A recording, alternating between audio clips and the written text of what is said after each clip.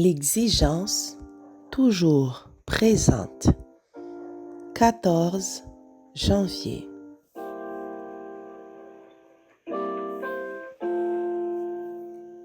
En vérité, je te le dis, si un homme ne naît de nouveau, il ne peut voir le royaume de Dieu.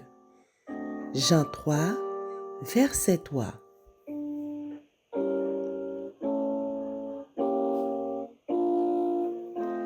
Dans son entretien avec Nicodème, Jésus a exposé le plan du salut ainsi que la mission qu'il était venu accomplir dans le monde.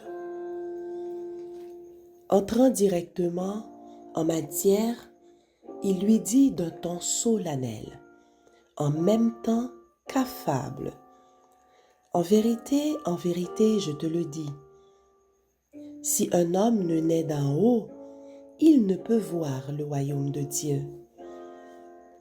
Le cœur est naturellement mauvais. Pour que les eaux jaillissant du cœur soient pures, il faut que leur source soit purifiée. Celui qui s'efforce en observant la loi d'atteindre le ciel par ses propres œuvres entreprend une chose impossible. Il n'y a point de salut pour qui n'a qu'une religion légale, une simple forme de piété. La vie chrétienne n'est pas seulement une modification ou une amélioration de la vie ancienne. C'est une transformation de nature. Il doit y avoir une mort au moi et au péché et une vie entièrement nouvelle.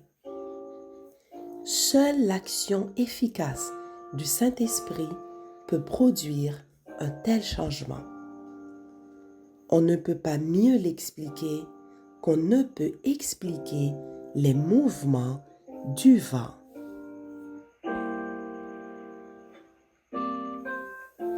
Quoiqu'invisible, le vent produit des effets visibles et sensibles. De même, l'action de l'esprit sur l'âme sera manifestée dans tous les actes de celui qui en a éprouvé le pouvoir salutaire.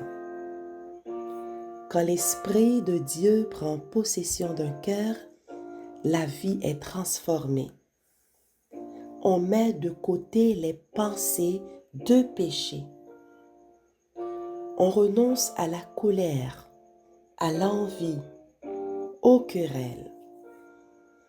La joie remplace la tristesse et le visage reflète la lumière céleste. Personne n'aperçoit la main qui soulève le fardeau. Personne ne voit la lumière qui descend des parvis célestes. La bénédiction est acquise quand une âme capitule devant Dieu. Alors, une puissance invisible crée un être nouveau à l'image de Dieu. Tout comme Nicodème, il nous faut consentir à entrer dans la vie au même titre que le premier des pécheurs. Il est dit du Christ, le salut ne se trouve en aucun autre, car il n'y a sous le ciel aucun autre nom parmi les hommes par lequel nous devions être sauvés.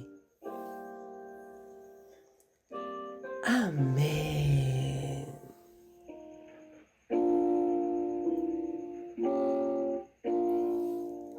Puissance de la grâce.